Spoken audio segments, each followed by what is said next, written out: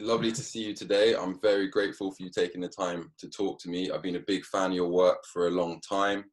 And yeah, I'm just excited to just explore your mind in this discussion.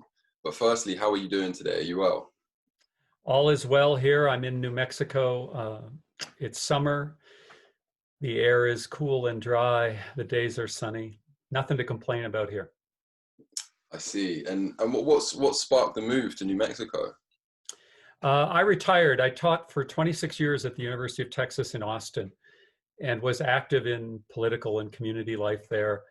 And my life very much revolved around the intellectual and the political work there. I retired a couple of years ago, shifted some of my work to new issues, doing a lot more work remotely with people in other places. And for various reasons, personal and professional, it made sense to base out of here in New Mexico. There's also an advantage that the daytime high here will be in the 80s. The daytime high in Austin will be over 100 Fahrenheit. So much more pleasant here as well. Yeah, I can imagine. As a Brit, we can't handle hot weather whatsoever. No. But yeah, how have you also been coping through this whole crazy pandemic? Has everything been okay with you, or? Yeah, both in terms of health and personal circumstances, I've been extremely lucky. Many people have pointed out that during the COVID-19 pandemic, existing inequalities are exacerbated. And I fall on the fairly comfortable side of the ledger here in the US. I'm retired, which means I didn't have to worry about shifting work. There's children in my life, but they're all grown, so I wasn't at home with young children. And I have stable income, and that means everything. So I was able to isolate, my wife and I fairly easily, without any concerns about my material well-being. I've been extraordinarily lucky throughout my whole life, but especially now feeling it. And this is one of those moments where you either retreat into that or you recognize what it teaches you about the larger society, the inequalities, the profound injustice. One hopes it spurs people to take corrective action. The United States, of course, with its somewhat unusual political landscape right now, is very much in the middle of that struggle. Absolutely. Let's get into that. Obviously, you've just had the 4th of July weekend just pass. Out of pure curiosity, as a non-American, did you decide to celebrate 4th of July, or are there reasons that you don't celebrate it? I have not celebrated the 4th of July for so many years, I can't remember. I don't like holidays in general. That's a personal preference. But I used to say of all the holidays I hate the 4th of July the most, because the 4th of July is where the construction of the American mythology is out in full force. The grand story of the American experiment, bringing justice and democracy to the world. The culture is just overwhelmed with that mythology, and for a long time I've simply refused to participate in it. So over the years I've written kind of counter mythologies, you could say, trying to write about the reality of the American experiment. Not to say it's completely corrupt, no human enterprise is so simple, but to recognize that this 4th of July hoopla is part of how we keep ourselves from the truth. And so I have not marched in a 4th of July parade, waved a flag, or shot a firework off in many, many years. Right. And as we've seen, there was obviously for a variety of reasons, it was a bit controversial this year with Trump's speech, and I think I just read that a Columbus statue was taken down as well recently. Yeah, how does it feel right now to be an American? And I know that's a completely massive question, but how is it with all of the political tension at the moment? How are you feeling about it all? Well, I'm scared. I think any rational person would be scared, because there is important and in many ways impressive movement in the United States, more widely spread than ever in my lifetime, or at least my adult lifetime, to challenge some of these mythologies. The most obvious one is the critique of white supremacy that has emerged in the reaction to police violence. It's not just a rejection of police violence, it's a larger critique of white supremacy, and it's exciting to see it. I've been involved in that kind of work for going on 30 years now, and I must say I didn't expect in my lifetime to see this kind of critique. That's very exciting. The backlash that is often attached to Donald Trump, but of course everyone understands is more than Donald Trump, is frightening, because in a moment where the United States could come to some rational and moral reckoning with its history, there's a significant portion of the American population, probably around a third, I would guess, of white America, that is dug in to reject that process. And a third of white America can do a lot of damage. And I mean that politically, but also literally. One of the scariest parts of living in the United States right now is the reality of gun culture and right-wing militia thinking. Now, I don't mean that America is overrun with militias. If folks outside the US are worried that the streets are full of armed gangs of white people looking to take over, it's not that bad. But there are significant forces in the United States. For instance, most of the time I've lived in Austin, Texas, which is considered a liberal bubble within an otherwise conservative state. But at protests out in front of the Capitol in Austin for several years now, there have been mostly men who show up with semi-automatic rifles, which are legal to carry openly in the state of Texas for what they call long guns, rifles, shotguns, and such. In Texas, you can legally carry them in the open and carry them loaded. So you have protests, sometimes with left and progressive forces, sort of squared off against some of these small but heavily armed militias, with police waiting to figure out how to handle all of this. A reasonable person, it seems to me, would be scared of that. On the other hand, I don't want to downplay the level of excitement in the United States around the opening to challenge some of these foundational inequalities. Both things are true. Of course, everybody's eagerly awaiting how this will get resolved in the 2020 election. But in addition to the election, there's the reality of what's happening in the streets, which can, as I said, be both frightening and exciting at the same time. 100%. Do you think there's ever a danger, and I know and I admire that you've been in this struggle for 30 years, and with that knowledge, do you think there is ever a danger of anti-racist movements being hijacked or coerced in certain ways? And by that I mean, and it's difficult because I'm definitely in the anti-racism activism camp as well, but I do find it very interesting the way corporations latch onto these things and make personal statements when we very well know that these corporations are responsible for doing ridiculous things by whether it be sweatshop labor or whatever it is. So how do you deal with those kind of contradictions? Well, I think you said, could it become a danger? It is a danger. It's happening right in front of us, as you well know. So corporations, of course, are part of a larger capitalist system. And the history of capitalism is the history of white supremacy. They're inseparable.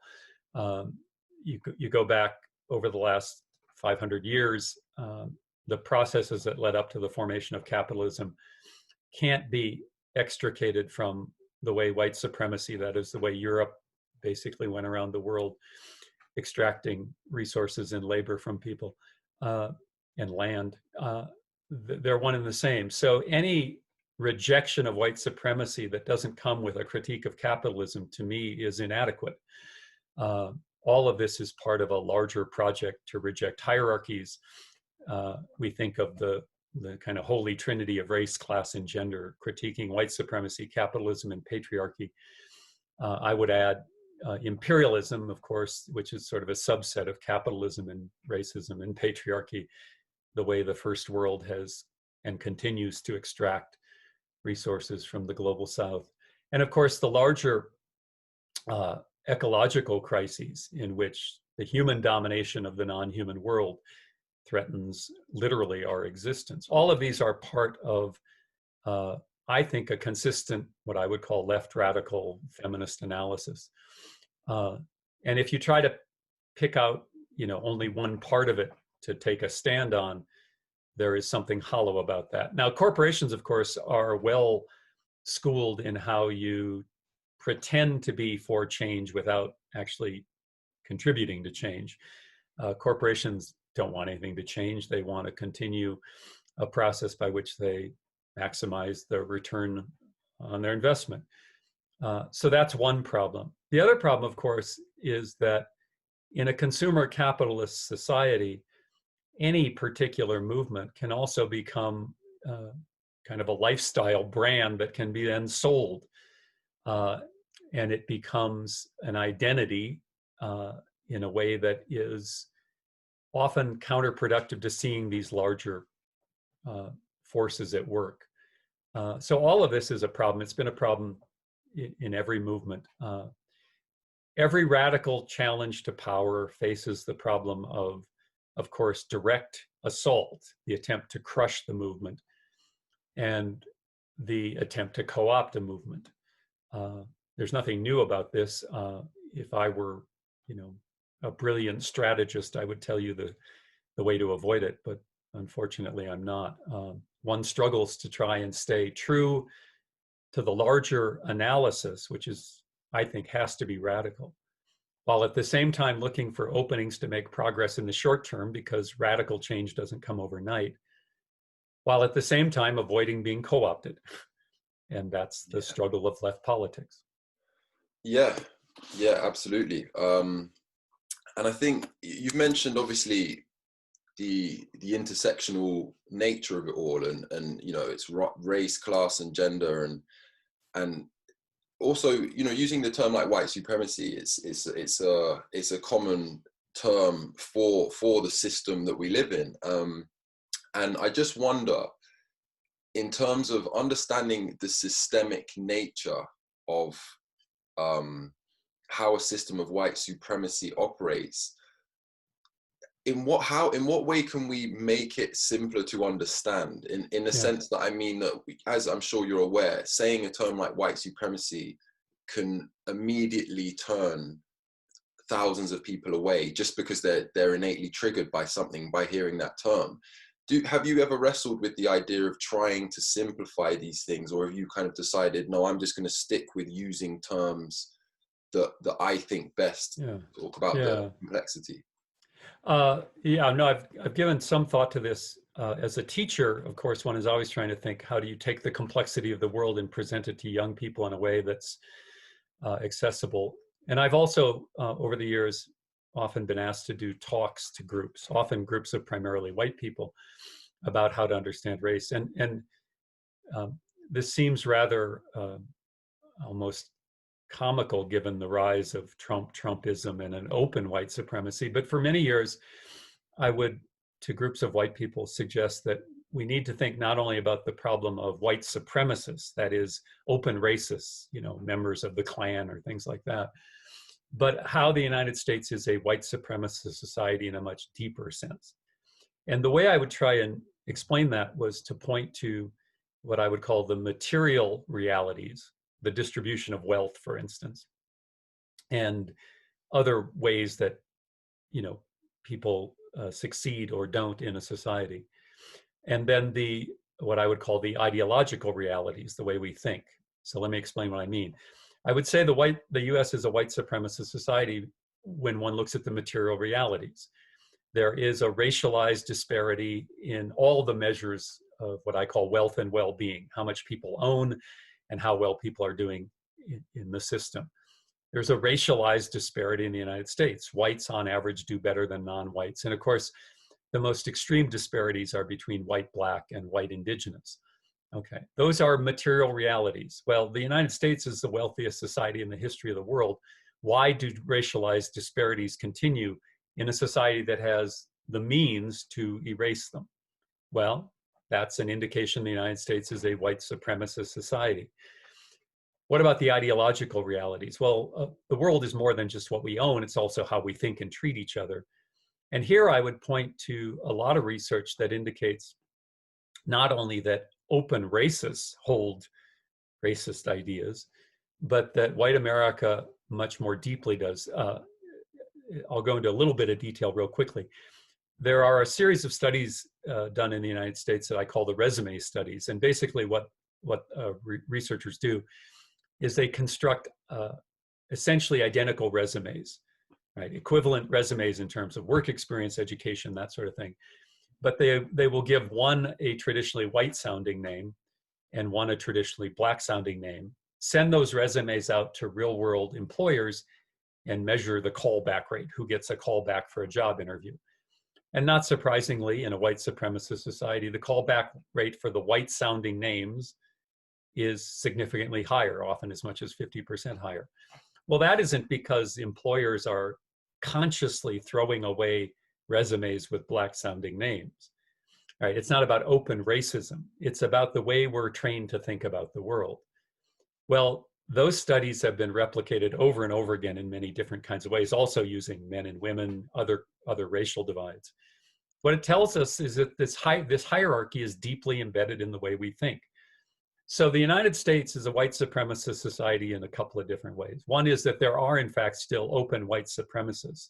And we now, of course, have a president who invokes white supremacy on a regular basis. But if you go beyond that, you see that the United States, in a much deeper sense, is a white supremacist society. And that turns the lens not on the people who are easy to critique. It's very easy for most of us to critique members of the Klan. It shines the light on ourselves and the way that we are socialized. And I think that's why using the term white supremacy is still valuable. Now, I don't mean that rhetorically that's the first, term you use when you meet somebody. Hi, I'm Bob. Would you like to talk about white supremacy?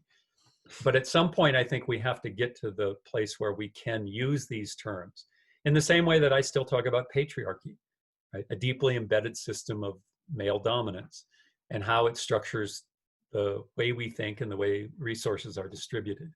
All of these things take a little bit of savvy. We hope we get better at being able to talk to people, but you can't avoid the foundational question of hierarchy, oppression, and you have to name it. Yeah, I agree. And I think you've outlined a very, very good examples there. I'd love to get into patriarchy, but just before then, do you think calls to abolish the police and defund the police are a step too far? And I say that after having recently come across a Sam Harris podcast. I don't agree with everything he says, but it was interesting him pulling out some of the statistics. For example, I think cops kill roughly 1,000 people in the States every year, out of something like 10 million arrests.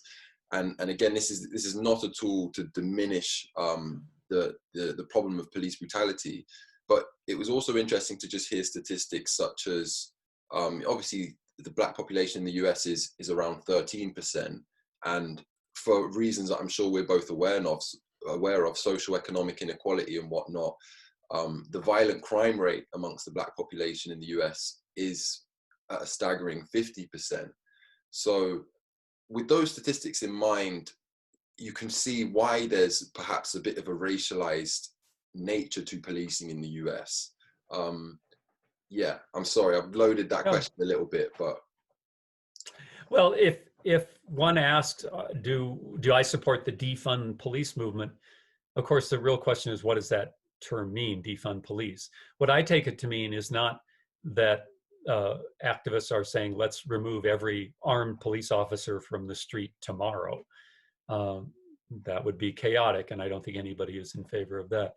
If the defund police movement means that the United States has moved way too far toward putting an armed force on the streets that is reckless and dangerous, and that has to be changed, yes.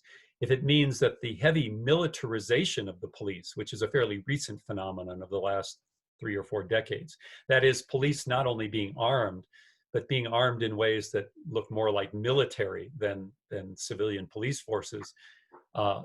If defund the police means ending that process, absolutely. Right? If defund the police means taking these often bloated police budgets and redirecting some of those resources to community services that will attempt to remedy underlying problems that will reduce crime over time, I'm all for that. In other words, I think defund the police is a term to mean something very simple, which is that we have overinvested in armed control of populations, especially poor populations, and that is both morally unacceptable and practically a disaster. It has not, worked. And of course, it's put the most vulnerable people at risk. So I'm all for defunding the police if it means what we just described, which is what I think most people mean by it.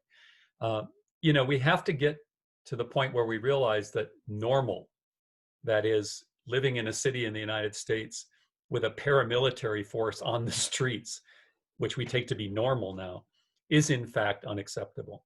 Let me tell you just a brief story that has stuck with me for many years. I was in a taxi once going to the airport, and I like to talk to cab drivers. And I asked the gentleman how long he'd been driving a cab, and he explained only a few years, that he'd recently quit the Austin police force. And that struck me as unusual, that being a police officer is probably better paying, more stable, government health insurance. And I said, why did you make the change? And he said, I looked around at the guys on, and they were mostly men he worked with, on the police force, and I told myself, I don't want to become that kind of person. Now, what he meant was not all cops are, racist and brutal. He meant that there's something in the nature of policing, right? Walking around with a gun on your hip and the right to use it in certain circumstances. There's something about that tends to shape personalities. In other words, when you give people power, they often use that power, and some percentage will use it very irresponsibly. And he recognized, I thought it was quite a deep insight, that even if he wanted to be a good guy and be a good cop, that there was a certain pull that job had on people. And he simply said, I didn't want to become that, so I quit the job. And that has always stuck with me. In some sense, it's a very, kind of obvious observation about the way power works. But from someone who saw it, up close, it's resonated with me. And that's the problem of policing. I was a university professor for 26 years. And a very similar things happens to university professors, not with guns though. You're in charge. You control the lives of your students in the sense that you get to grade them. And there's a kind of imperial attitude that sets in among professors, not because, they're unpleasant people to start, but because the job cultivates that relationship to other people. Now, you can work hard to try and resist it, but the pull of that is very strong. And I think defunding the police recognizes that. That's a good point. And yeah, that's a really interesting example of honesty from the taxi driver. It's funny because I've just finished reading a book called Humankind: A Hopeful History by a Dutch author called Rutger Bregman. I'm not sure if you're familiar with it, but it's brilliant. Yeah. And it's a brilliant piece of work. And he talks in there how some correctional officers from the States had traveled to Norway to see how they run their prison system. And because Norway has some very interesting prisons where the inmates are actually treated as, they're not treated with the same hostility. They're allowed certain freedoms and whatnot. And what's really interesting is that the reoffending rate is very low. Yeah. So it just makes you think that, it's not necessarily, the institutions themselves, it's how they're run. You know, if the system of policing is all about authority and hierarchy, then it's inevitably going to produce violent results. So maybe it's a matter of rethinking the inner workings, right? Absolutely. The prison system is a good example. The prison system in the United States is quite literally insane. It's inhuman in ways that are literally painful to even think about, the conditions under which large numbers of people are kept. And of course, it's unproductive. It doesn't produce a more just society. It doesn't produce a safer society.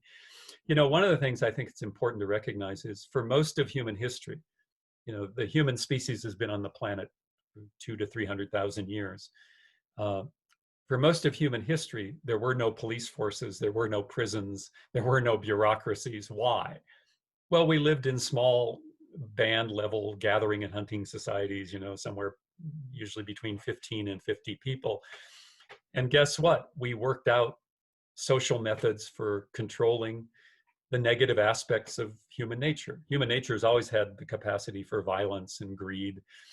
And those ways of living were not based on, you know, force and power like that. Well, we are now, to quote a friend of mine, a species out of context. You know, these large scale, you know, modern societies are not how we evolved. And as a result, we don't do a very good job of living in them. Police forces, prisons, bureaucracies, government in general is a function of the fact that we live under conditions we're not evolved to live in.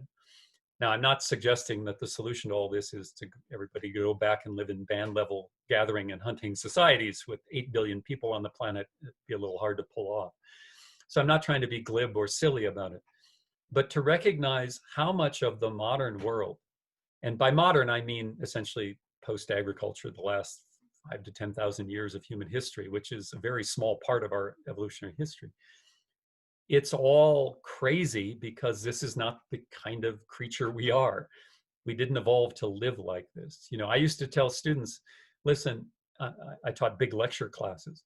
I said, look around at this lecture hall with 250, 300 students in it. There are more there are more people in this room than for most of human history you would have known in your entire life. This is not the way we evolved to live. It's crazy. And we have to find better ways of coping, obviously. But basically, those methods of coping that intensify control and domination are failures, right? We didn't evolve under systems of control and domination. When we intensify that instinct, we fail. And it's not hard to understand why we fail. The question is, do people with a disproportionate share of the world's wealth and power, mostly people who look like me, for instance, do we care enough to say we want to change? Right? That's the big question. In some sense, everybody knows this is crazy. And the question is, do we care enough and are we willing to give up some of what we've got in a system like this to just say what is in some sense obviously true? This is crazy. 100%. I've one thing that stuck out to me in some of your work that I thought was very interesting is you talking about guilt being a stimulant for change. Could you maybe elaborate on that a little bit? Yeah, I wrote a book in, I think, 2005 called The Heart of Whiteness.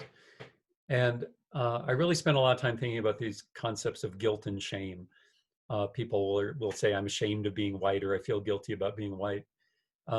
If by shame we mean a deep sense of distress about who you are, then shame is never a positive emotion, right? To be ashamed is generally negative.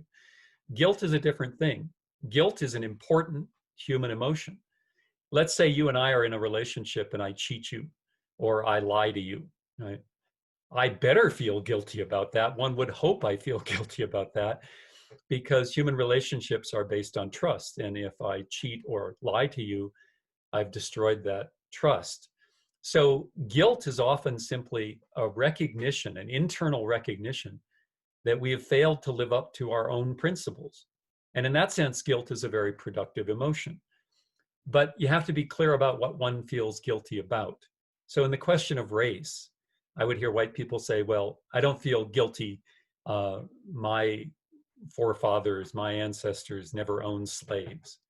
Well, that's not really the question. The question isn't, take two white people. The question isn't, well, one came from a slave-owning family and one didn't, therefore one is good and one is bad. That's ridiculous. Guilt implies that you could have done differently, that you could have behaved in a way more consistent with your principles. Well, I was not around when slavery was legal in the United States. Therefore, I don't feel guilty about it. I couldn't have changed it. I wasn't there. The question is, though, the slavery and other forms of white supremacy produced a society in which I have certain advantages. I have a disproportionate share of the world's wealth and power. If I have done nothing to try to challenge that, then maybe I should feel guilty. So when white people would say, well, I feel guilty about racism, I would say, well, don't, because feeling guilty about, a large-scale phenomenon makes no sense. The question is, what have you done in your own life to be accountable? And if you haven't done enough, then maybe guilt is an appropriate response. And I point out over and over again that none of us who are in positions of unearned privilege and power, whether it's men in patriarchy or white people in white supremacy or affluent people in capitalism, none of us have done enough to challenge the systems, because the systems endure. Almost by definition, if we'd done enough, we would live in a very different setting. So deep senses of guilt over large processes, historical processes over which you have no control, that's irrational. It doesn't make any sense. Guilt over what you have done or failed to do in your own life is, I think, an appropriate moral accounting, and we all should engage in it every day. Yeah, I completely agree. And of course, education's such a massive thing, right? So if children are not educated from like in Britain, there's a big dialogue about the very limited, if at all, education about the British Empire and the bad things that the British Empire did abroad. If young people are not taught truly in depth about such atrocities, it's always going to be difficult, I think, at a later stage in life to get them to understand. I did want to slightly segue into patriarchy and other forms of oppression, because I think you highlighted a really interesting quote from Andrea Dworkin in one of your works, and it was, I think, along the lines of the reason women aren't in armed rebellion against men is because they believe in their humanity against all the evidence. And I just thought that was a profoundly beautiful thing for her to say. How do you engage people in positions of power while trying to outline that it's in their own benefit to get rid of forms of hierarchy? Yeah, let me take a minute just to lift up that quote. Andrea Dworkin, who's been dead now for more than a decade, was a really important feminist writer in my life, helped me understand a whole lot of things. And that quote you just gave is from an essay called "What I Want is 24 Hours Without Rape." And it was written in the 1980s. It was actually originally a speech delivered to a men's group, a pro-feminist men's group. And it was her answer to the question, well, what do women want? When feminism rose up, a lot of men trying to avoid the questions would say, well, what do women want?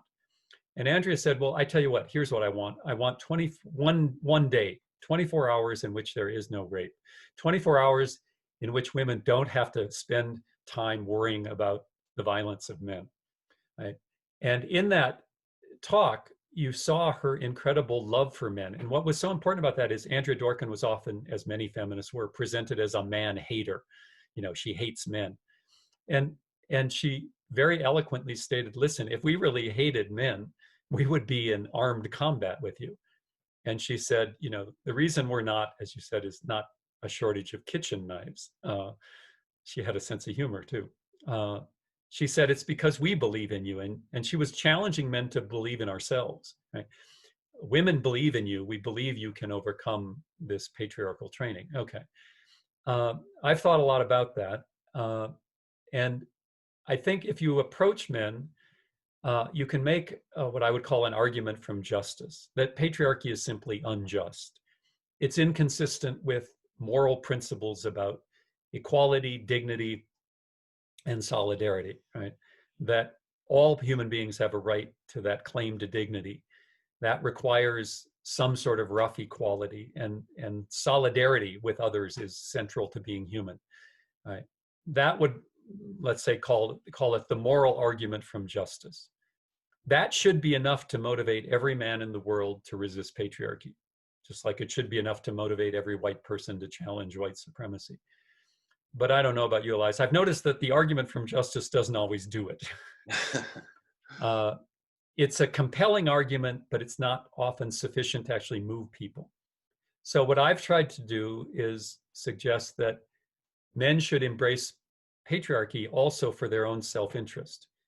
Now, when we say that, we have to separate our kind of short-term material self-interest from our longer, deeper sense of our self-interest. So if I'm a man, I would want to endorse patriarchy if all I cared about was my short-term material self-interest, because patriarchy gives me advantages.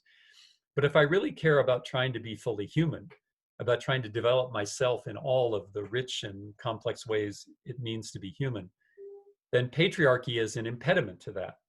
Right? The most obvious way is which, and I don't want to be trite about it, but those of us who've been socialized into masculinity and patriarchy often have a very hard time accessing certain parts of our emotion, right? We have an easy time accessing our anger and rage and, sense of a right to control, but other kinds of emotions are damped down.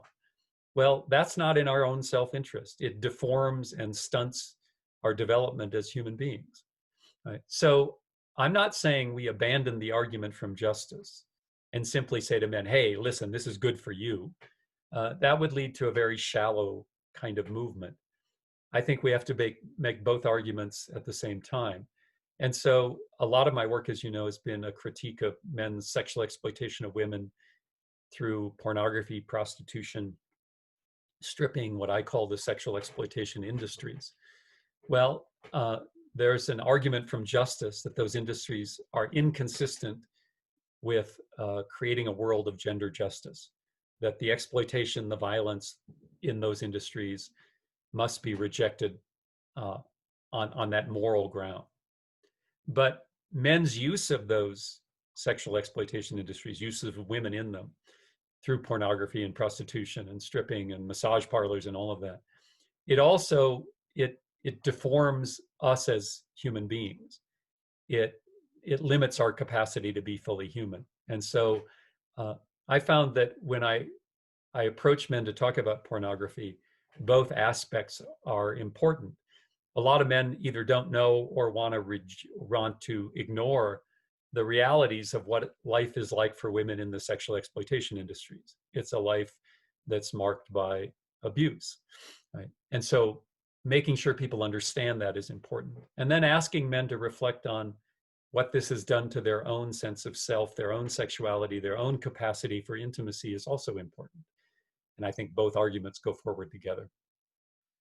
Yeah, totally. I suppose a lot of the backlash I see about masculinity is you do see an inherent defensiveness and this idea that people are profoundly afraid that men are, by subscribing to a more thoughtful, progressive masculinity, it's a way of castrating oneself or a way of separating themselves from the more positive traits of, or whatever they are, of a man being a manly man.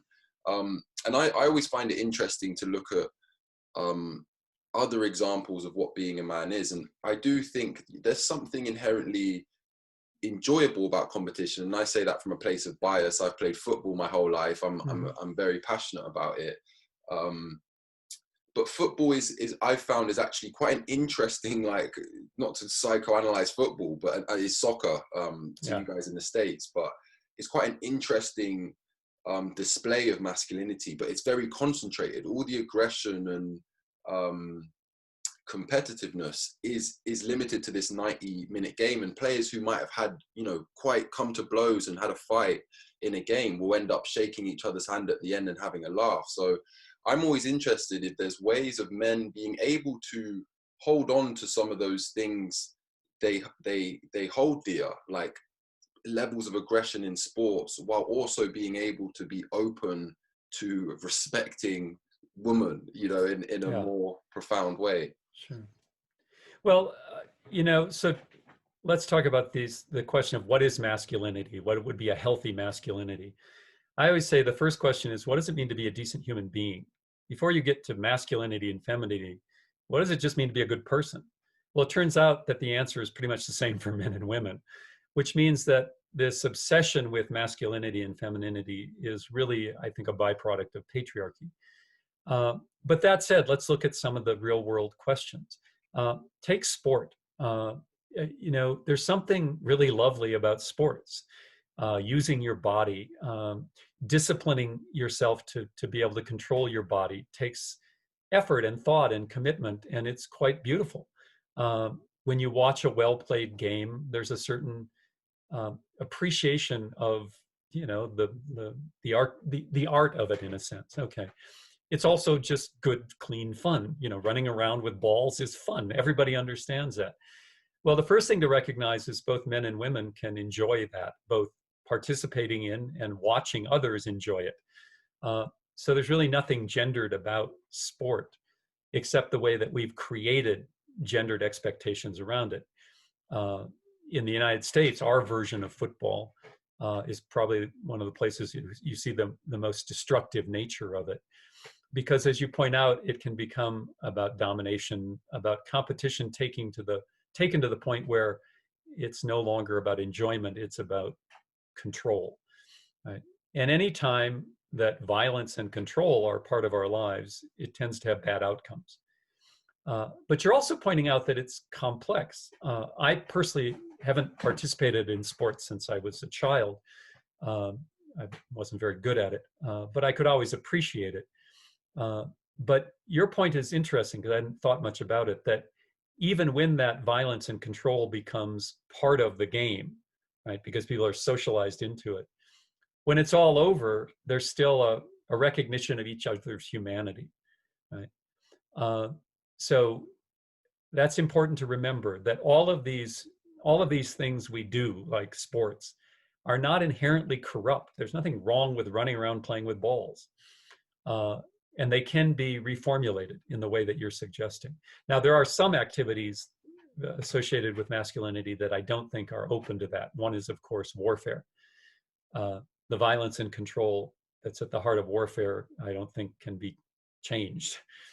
But in a lot of other things that we associate with masculinity, you're making a very important point I haven't actually thought enough about, is how to rescue the joy from the violence and control. It's an important point. Yeah, and yeah, it is complex, and I don't mean to say that the violence that comes with football is something that should be acceptable and whatever, but it's perhaps it's one of these things that as we transition or try and transition to more progressive masculinities, we have to understand that there's a certain energy that men might need to be letting out on a football field, for example. And I know what's I also find very interesting is a lot of martial artists, men who know how to fight efficiently as an art form, as a skill. It can actually disarm them. It can make them a lot less aggressive, because a lot of our insecurities are as a result of a fear of not being able to defend oneself and things like that, which is also fascinating. I would just offer a footnote, which is, when you said men, I would say men and women. The same is true for all. And I think your point about martial arts is very well taken. It is. I did train in a karate dojo for a while, and a lot of it, I think, was because as a kid who was never strong and physically dominant, it helped me have a sense of my own body and my own awareness of my capacities to defend myself. And not to draw this out too long, but there were two kinds of guys in that dojo. The vast majority of them were, I think, like you're suggesting, they were there to learn more about their bodies, to have a sense of confidence. And there were a much smaller number who were there to learn how to kick somebody's ass. And in that particular dojo, the guys who were there for what we might call traditionally masculine dominance reasons, they stood out. They were weird. because the social expectation there was for a more decent engagement. And it reminds us that even in all male spaces, that violence and control can shift. That love of and embrace of violence and control can shift when enough men say, no, that's not why we're here. And I had a really positive experience in that dojo because of that, because the tipping point had been reached, and the macho guys were the minority, and we kind of laughed at them under our breath, like, God, look at that guy. He still thinks he's going to make something in the world by kicking my ass, you know. Anyway, another important point I hadn't thought about. Thank you. Yeah, yeah. I mean, it's fascinating, the world of martial arts. There were just two other kind of areas I wanted to explore with you. Mm-hmm. One is obviously a taboo, as we know. I think your work on pornography is brave and bold, and particularly as a man to do that research is fascinating and incredibly important. But I just wanted to pull out one quote from the End of Patriarchy book that I think's profound and important. And you talk about, you say pornography is what the end of the world looks like. Mm-hmm. Could you maybe elaborate on that a little bit? Yeah. By that, I didn't mean that pornography is going to bring about the end of the world. Yeah. What I meant by that was that in, about 30 years of thinking about pornography. So I'm about to turn 62. The first half of my life, up to the age of 30, I was, trying to be a normal guy. I used pornography like a lot of men. And it wasn't until I had the opportunity to go back to graduate school and think critically that I started to pull myself out of that. I always say, what the main thing graduate school did for me is it allowed me to stop trying to be normal. I was never very good at being normal anyway. And so, literally half my life has now been spent trying to pull myself out of that. And when I thought about what pornography does, obviously it produces sexual arousal in its primarily male consumers. That's its function. But it does that by sexualizing dominance. If you look at the contemporary pornography industry, there's an incredible amount of openly sexist and openly racist pornography in which men's sexual pleasure is tied to being dominant, right? Primarily dominant over women in the heterosexual pornography market. Well, as you know, that produces a lot of quite violent and aggressive and degrading pornography. That cruelty and abuse of women is routine in pornography. Also racist. Yes, and incredibly racist as well. It's without a doubt, the most openly racist media genre in the world today. Okay. Well, what that does is ties men's sexual pleasure to the cruelty toward and degradation of other people, women, right? What that does is it destroys your empathy, right? Pornography ties your own orgasm to the denial of the humanity of someone else, right? That destroys your capacity for empathy. And when I say pornography is what the end of the world looks like, what I mean is, what does a world without empathy look like? Well, we know intuitively a world without empathy would be a very scary and very dangerous place. And if you look at contemporary pornography, that's what you see. You see a world without empathy, right? And I'm not just talking about men's empathy for women. Empathy is necessary. Empathy doesn't guarantee a just world. But without empathy, it's hard to imagine achieving a just world. And empathy is necessary for me as a man to connect to women and understand the problem of patriarchy. As a white person, empathy is necessary for me to connect to people of color and see the consequences of white supremacy. And for me as a human being, empathy with the non-human world is I need to be able to connect to other creatures and see them as having value if we're going to stop destroying, the natural world. And so pornography is what the end of the world looked like, simply means if we so detach from our own empathy, we don't have a chance. And And just talking about this is emotional because that, I spent a lot of years studying pornography in the pornography industry. I don't study it anymore. I quit largely just for my own mental health.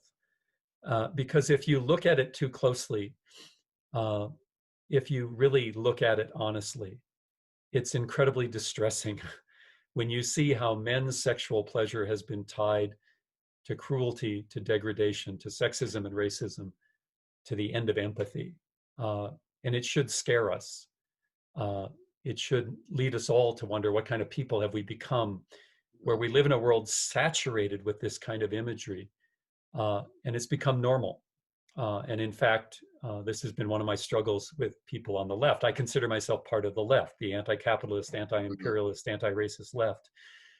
But the left in the United States has been unwilling to accept, embrace, sometimes even listen to a critique from the radical feminist perspective of men's sexual exploitation, especially through pornography. And I think it's an important issue for that reason. Absolutely. And it's obviously it's particularly difficult to talk about with men and women, and it's a very taboo subject. But I want to commend you for for trying. I mean, because it's such a difficult thing to do. I think it's so important that you've done what you've done. And again, I think, can I interrupt? Let me make one point, because it's always very important. The way I came to this position, the way I came to understand it this way, was through the work of women like Andrea Dworkin or my friend Gail Dines.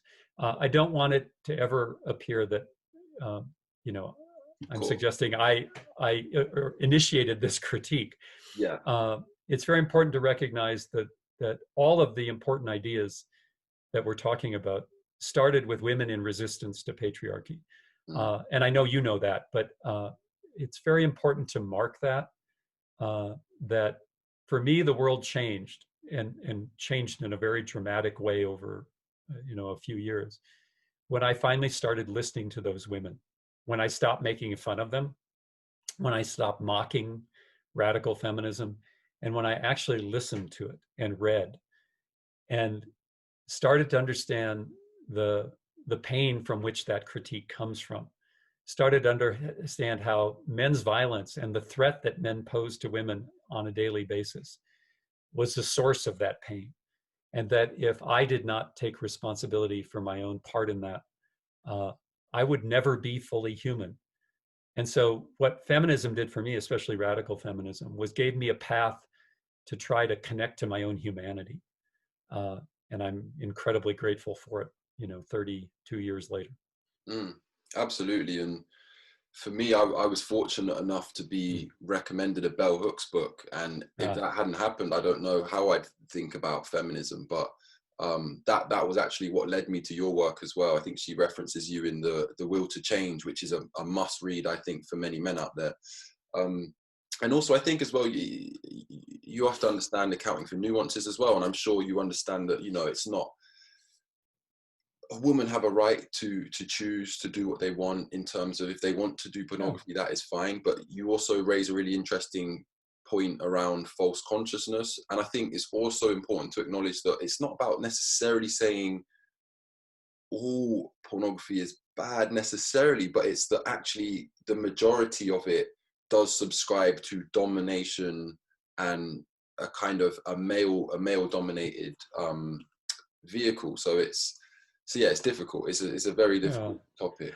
I think sexuality fills a lot of functions in our lives, and those functions can change over time. I mean, what sexuality is to a 16-year-old is different to a 62-year-old, right? But I think at the core of sexuality is a need for human connection, right? Yes, it's how we reproduce. But in that sense, I think sexuality is a kind of communication. It's a way we touch each other. And as people have long recognized, the most fulfilling sexual experiences are where we can make ourselves vulnerable, where we actually open up to another person. And then, levels of not only pleasure, but joy really open up. Well, pornography makes that virtually impossible. right? Pornography isn't about being vulnerable, it's about being in control. That's why men like it so much. It allows you to stay in control of a sexual experience. So apart from all of the other things, a very basic human question: what do we want from our sexual lives? And is pornography going to likely foster that? My answer is no. Uh, then we get to the larger question, as you're saying, about what it means in the world for people. And choice, and individual choice is important. But before we get to the question of why do women choose to perform in pornography, I always say the first question is, why do men choose to use it? Before we get to the question of women's choices, I want to make first and primary the question of why do men choose to use women this way? Why do they so routinely choose sexual experiences that cut themselves off from their own vulnerability and the potential for intimacy? Then we can get to the question of why do women under certain conditions choose to engage in prostitution or perform in pornography? And those are very complex questions. And the question there is, of course, what are the conditions under which people choose? People often choose under conditions in which there aren't a lot of options. So how do we open up more options for people? Right? These are the easy places to start when we're talking about pornography, prostitution, stripping. Again, the term I use for these is the sexual exploitation industries, because that's what's at the core of them. Men sexually exploiting women for their own pleasure. And I keep trying to challenge men, why do we accept that exploitation so routinely? That's a very good point, actually. Yeah, thank you. The very last area I wanted to ask you about, and I don't want to exhaust your brain too much, but this is, it's been in the news of late, and it's an interesting conversation. Obviously, we've had J.K. Rowling in the news recently around the kind of transphobia debate. Do you think, because I get so confused by a lot of this stuff, but I think you articulate it really well, actually, in The End of Patriarchy, which I recommend everyone reads.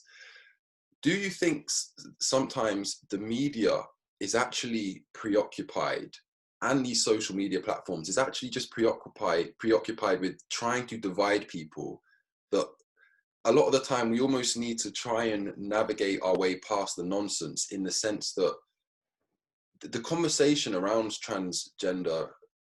transgenderism is always reduced to very simplistic kind of binary things, like either you accept that there are two biological sexes or nothing. And I can't help but think that we have to acknowledge the media's role in actually throwing gasoline on a fire, as opposed to acknowledging all the nuances that there are around this conversation.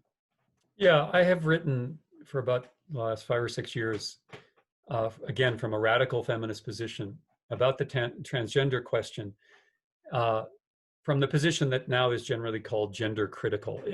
We don't have time to go into all the details, obviously, but I think social media has not been a productive place to have this conversation. It's usually not a productive place for anything that requires complex thinking. When we talk about the question of transgender identity, the first thing we have to do is ask for more clear definitions. And I've written about how the transgender movement itself often fails to define terms. So often we don't even know what we're talking about. Transgender, gender binaries, non-conforming gender identities, all these sort of things. Well, radical feminism has been addressing this question ever since, its inception, 50 years ago. And it's challenged the way that in patriarchy, there are these very rigid and reactionary gender norms, where because you are biologically male, you must be strong and aggressive. Right? Okay, well, if the transgender movement is trying to challenge gender norms like that, well, join the club. Radical feminism has been doing that for a long, long time. So we have to first recognize that radical feminism, which is based in an institutional analysis, a critique of patriarchy and its institutions, has been doing much of this work. And I think that the dominant culture, especially kind of liberal culture, has rejected radical feminism and ignored the contribution that's made. So that's where I would start. And then we have to talk about, big picture intellectual questions, as well as the real psychological distress that people feel when they're trapped in this patriarchal society. And I think, you know, I'm often attacked as a transphobe, which I reject, because if a phobia is a fear or hatred of something, I don't fear or hate people who identify as trans. I'm trying to offer an analysis that I think is a productive way to think about the relationship between biological sex and cultural gender norms from a feminist position that's rooted in a critique of patriarchy. I've tried to do that in ways that are clear and don't back away from the controversy, but are also dealing with the complexity and nuance, and also try to take seriously the fact that many of us, whether we identify as transgender or not, are struggling to deal with these really toxic gender norms. I think there could be common ground in a much more productive conversation. As you point out, it's not happening on Twitter. It's not happening when anybody who tries to raise these issues, like J.K. Rowling, is attacked as a bigot. There's got to be a space for this. And I know a lot of people are just, they're confused. They're finding that the current media-fueled debate about it doesn't answer questions. And so I agree, there needs to be a space that opens up. And unfortunately, that space is often hard to create and hard to stay in. And people often abandon it just because it's too hard. I mean, I've talked to many people who actually tend to agree with my analysis and the radical feminist analysis. And they just say, I don't have the strength for it, right? I'm just too tired. And nothing productive comes when important and complex questions are pushed out of the conversation because people just are too tired to do it. Mm. Yeah. I completely agree with you. And I guess as well, I was just trying to make the point as well that I do think there's definitely a level of intent with the media stirring it as well. As much as them just reporting on it, I think there is an intent to keep people divided, because it is another rift that is helping in some ways to break up the left, you know. And I wonder, it's complicated also. This also happened in the pornography debate. Many people on the conservative right have a critique of transgenderism that is rooted in a defense of patriarchy. They like patriarchy. They want to keep these patriarchal norms going. The radical feminist analysis, of course, is rooted in a critique of patriarchy. And they're often conflated. So in the United States, where a kind of liberal approach to the transgender issue has really become dominant in the media and in, you know, the institutions like schools and universities, a lot of what I have to do is distinguish my position from a conservative position. And as you point out, in the quick argumentative style of social media, those important distinctions get, you know, wiped out in a second. You know, the world is complex. As I said, I'm getting old, and there are some advantages to getting old. One is that I think you become more, if you want to be, you can become more aware of that complexity. When I listen to younger people like you, I'm reminded how dumb I was when I was young, how little I thought about these things. And in a sense, that's a very hopeful sign that younger people like you are engaging in this, you know, at a very early age, and that's all to the good. But complexity doesn't get resolved by social media. Complexity doesn't get resolved by denouncing people.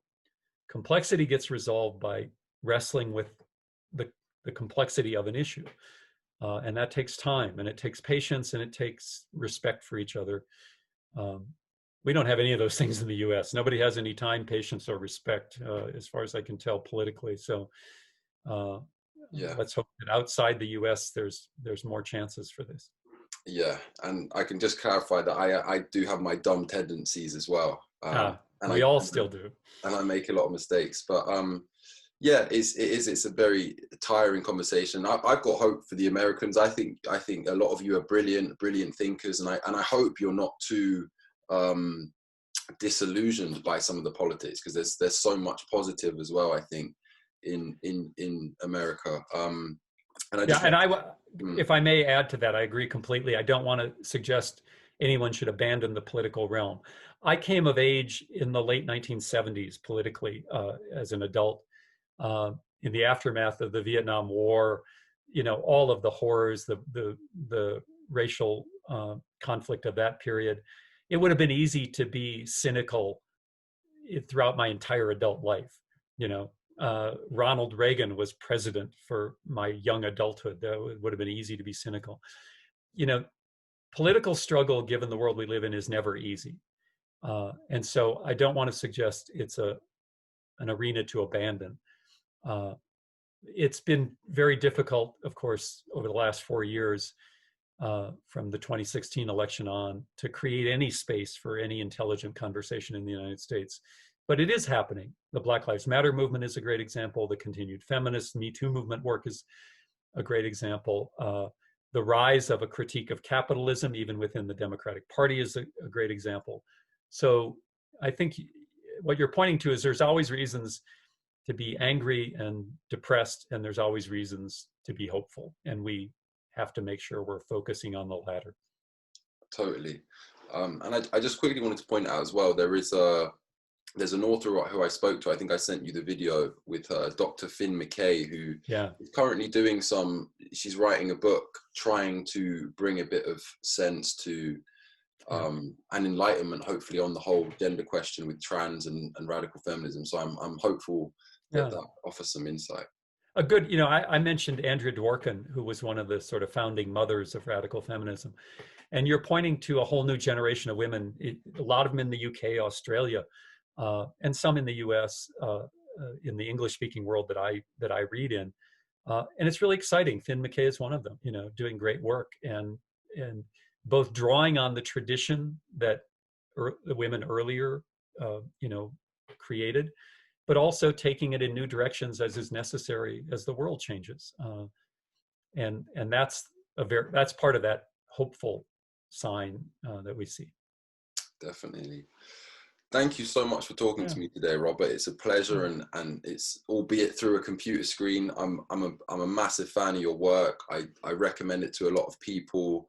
And I think it's important, you know, even if it's, you know, it's not changed the world overnight, but this is important foundational work, I think, for people to build on. So I'm very thankful for that. Well, and I would return the gratitude when you first contacted me some years ago now. You know, the internet does allow communication that otherwise would have been difficult, and hearing more about the kind of work you're trying to do there, from someone from a different generation, has been really helpful to me. And this conversation, although I did most of the talking, that's a problem when you've been a professor too long, you tend to talk too much. You know, to recognize that the insights you bring help me refine my own ideas, that this is in fact a dialogue, it's a conversation. And it's got to be across lines of age and generation, across lines of race, across lines of gender. And I'm often really depressed about the state of the world here in the US. And so I want to thank you for a really great conversation that reminds me to be a little more hopeful. So appreciate it. Appreciate you saying that as well. Likewise, the same back to you. But take care and enjoy the rest of your day. It's been amazing speaking to you. Great. I'm so grateful for it. Thank you. Take care.